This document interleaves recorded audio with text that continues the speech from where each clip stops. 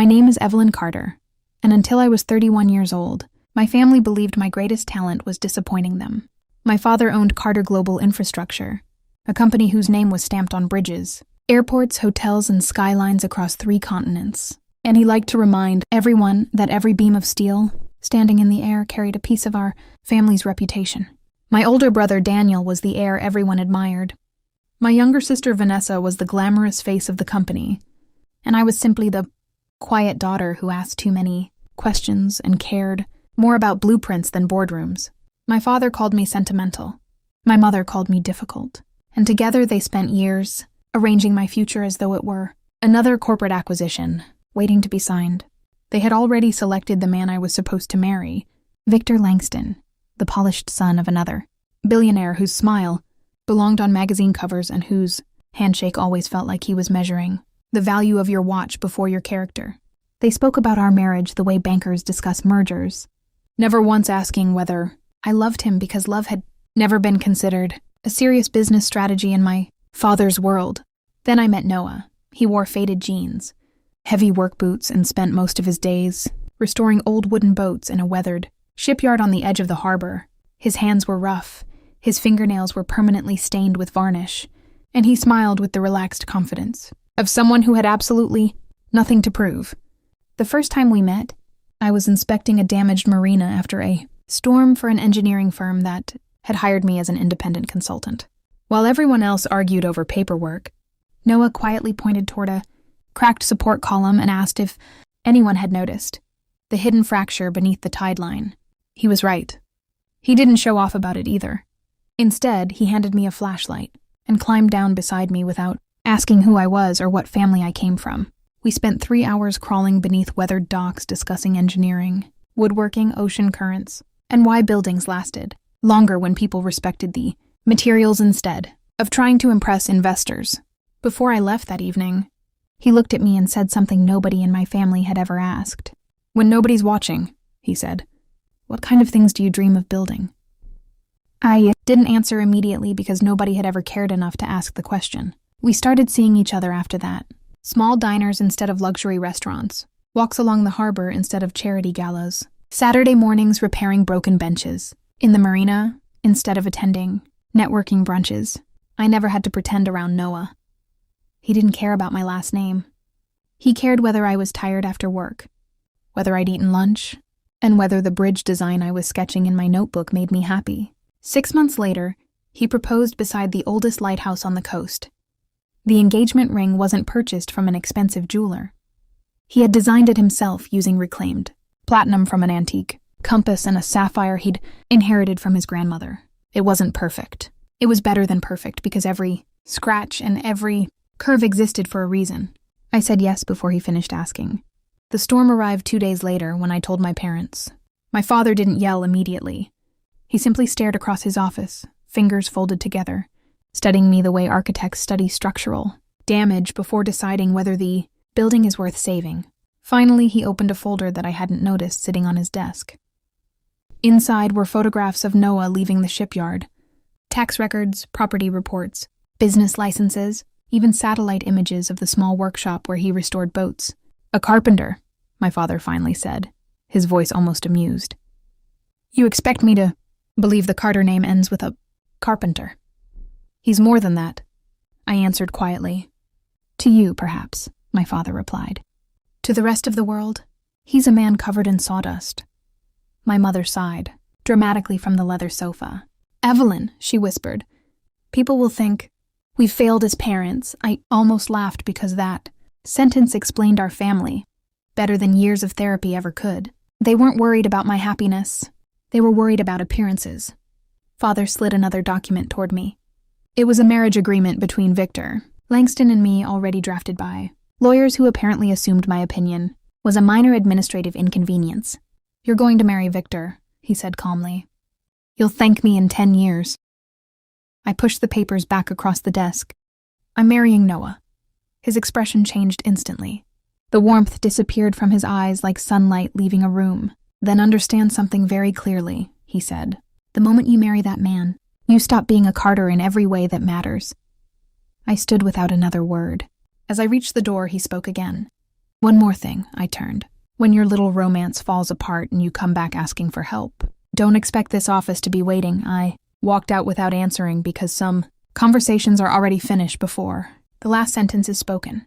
That evening, I told Noah everything, while we watched fishing boats return to the harbor beneath a crimson sunset. I expected him to be angry.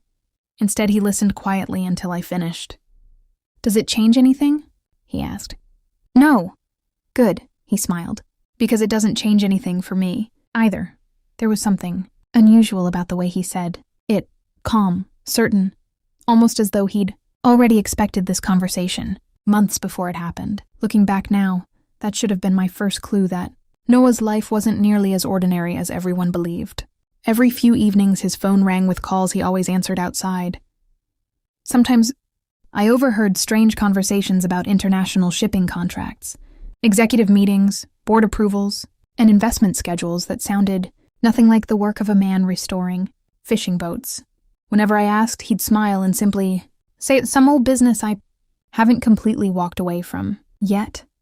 I accepted the explanation because trust isn't built by interrogating the people you love. Meanwhile, my family began dismantling my life piece by piece.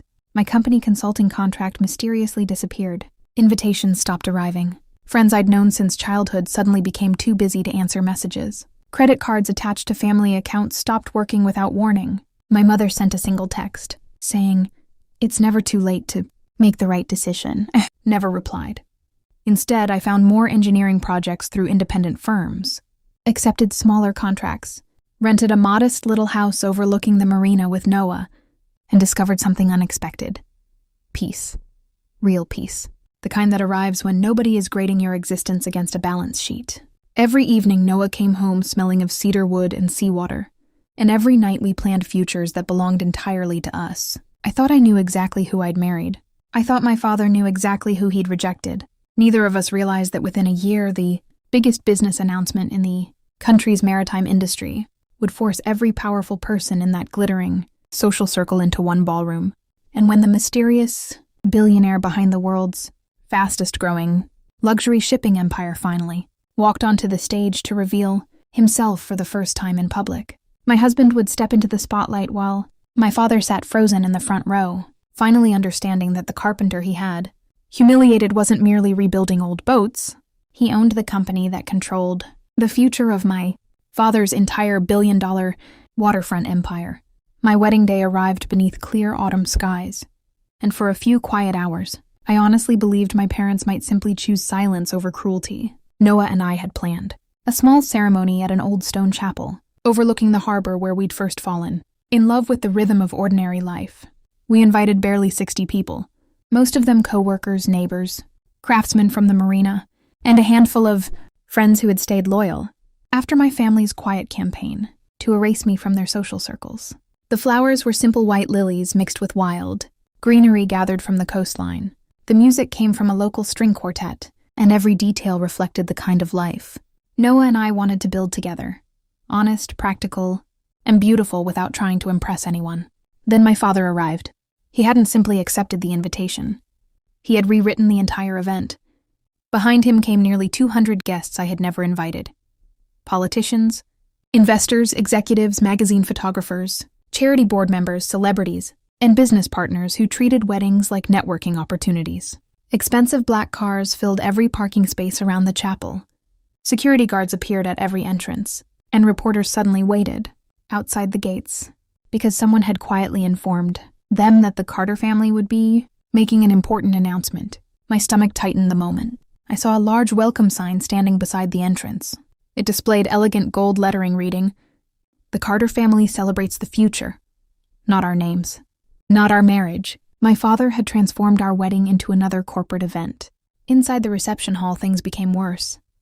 The seating chart placed Noah at a distant corner table beside suppliers and contractors while Victor Langston occupied the table, nearest my parents as though he were still the groom everyone expected. My mother floated through the room greeting guests with practiced elegance, introducing herself as though she were hosting a gala instead of attending her daughter's wedding. Vanessa smiled sweetly every time a camera pointed her direction, while Daniel laughed with investors, who looked at me with the polite sympathy people reserve for someone they believe has ruined her own future. I found Noah standing exactly where the seating chart had placed him. He studied it for a moment, then looked at me with an amused smile instead of anger. "Well," he said softly, "apparently I outranked the catering company, but not the accountants." I couldn't help laughing despite everything. "I'm sorry." "Don't be." He gently squeezed my hand. "A seating chart doesn't tell anyone who they are." His calmness steadied me. Somehow he never seemed surprised by any of my father's behavior, almost as though he'd expected every move before it happened. The ceremony itself remained untouched, because the elderly minister refused to alter a single word after hearing about the interference. When Noah looked into my eyes and promised to spend every ordinary day earning my trust instead of demanding it, the rest of the room disappeared. For those few minutes, there were no billionaires, no inheritance, no boardrooms, no expectations. Only two people promising to build a life together one honest day at a time. I thought perhaps that would be enough. I underestimated how desperately my father needed an audience. Moments after we were pronounced husband and wife, crystal chimed sharply against silver. Every conversation stopped. My father rose slowly from the head table holding a champagne glass. Cameras immediately turned toward him. He smiled with the confidence of a man who had never once expected anyone to interrupt him. "If I may," he announced warmly, "I'd like to offer a father's blessing." My heart sank because I recognized that tone. It was the same voice he used before destroying competitors in board meetings while pretending to compliment them. He began by praising the Carter family legacy, recounting stories of sacrifice, ambition, discipline, and success. Guests nodded politely. Then his attention shifted toward Noah. "Every family eventually faces disappointment," he said, smiling as though sharing wisdom. "Sometimes our children mistake affection for judgment and choose emotion over responsibility." A few uncomfortable laughs floated through the room. "My daughter has chosen a man who repairs old boats. There is dignity in honest labor, of course, but dignity alone does not build empires." More laughter followed. My mother lowered her eyes without saying a word. Daniel looked at his plate. Vanessa quietly raised her phone to record everything. "Today," my father continued, "Evelyn has chosen her future. Therefore I have chosen mine.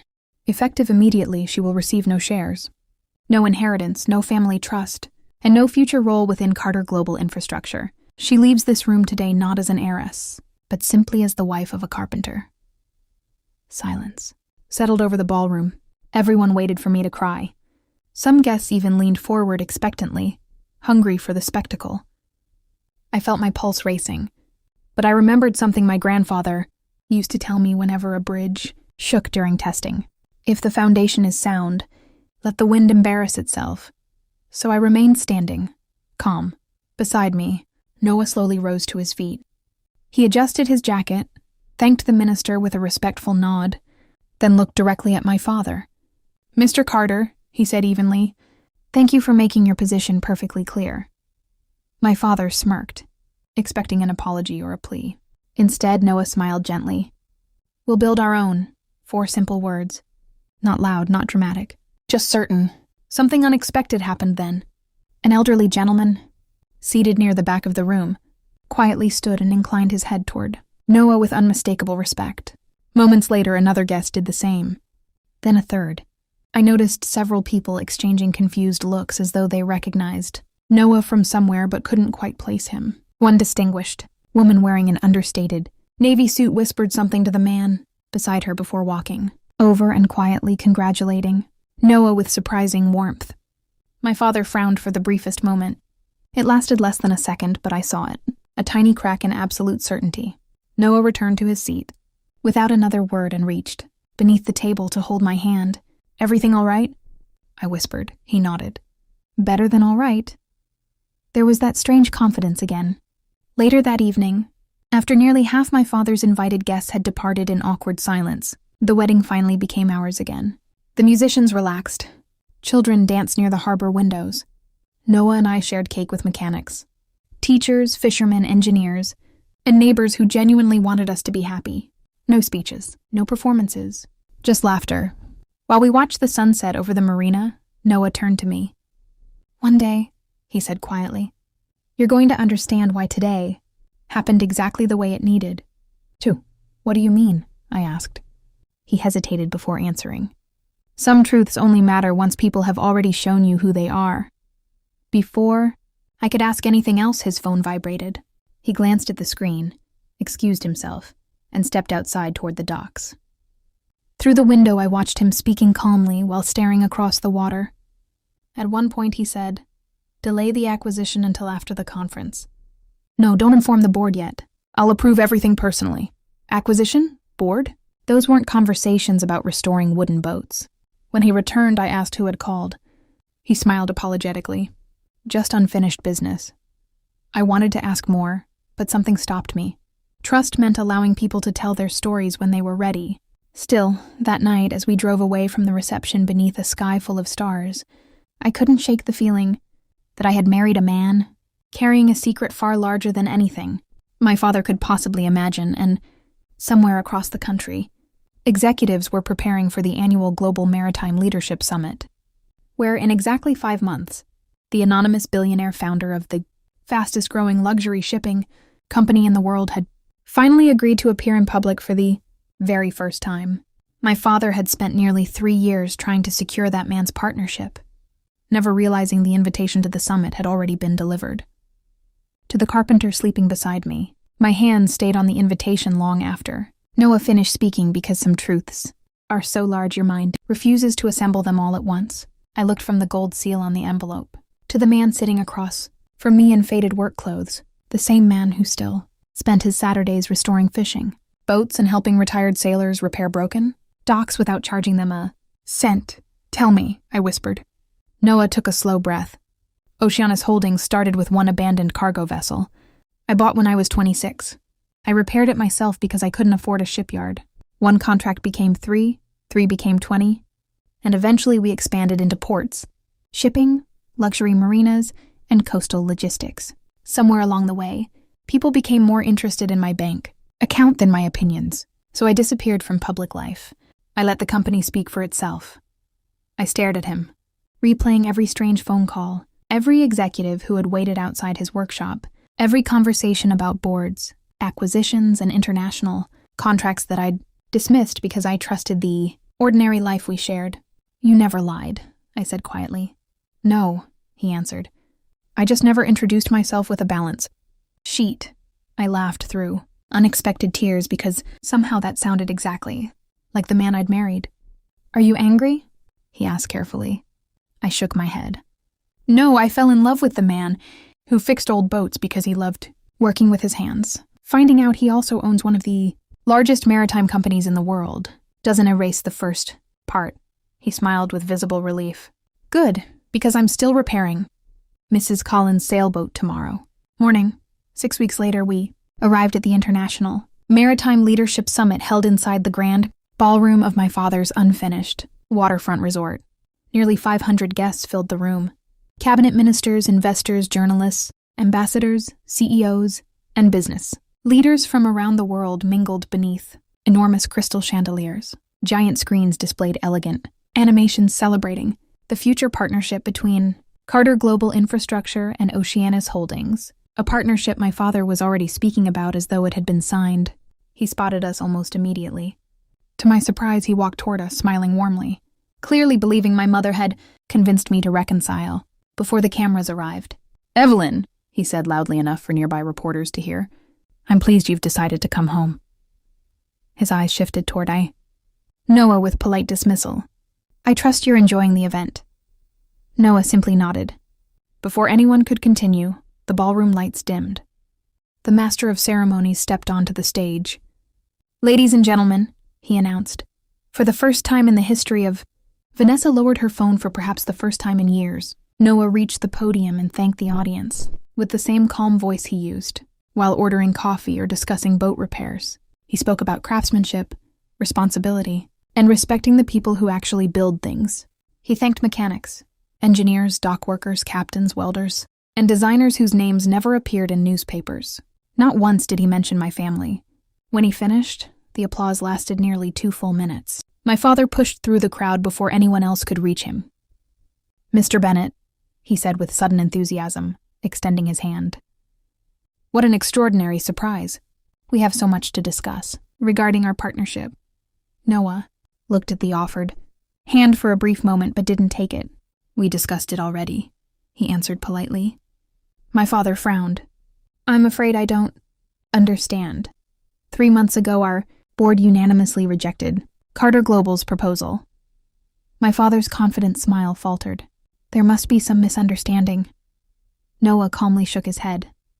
"There isn't. Oceanus Holdings doesn't partner with companies whose leadership measures human worth by inheritance instead of character." The sentence wasn't loud, yet every nearby microphone captured it perfectly. Reporters immediately began writing. Cameras turned away from the stage and toward my father instead. He looked desperately toward me. "Evelyn," he snapped. "You knew." "I learned recently," I answered honestly. "And you let me stand here looking like a fool?"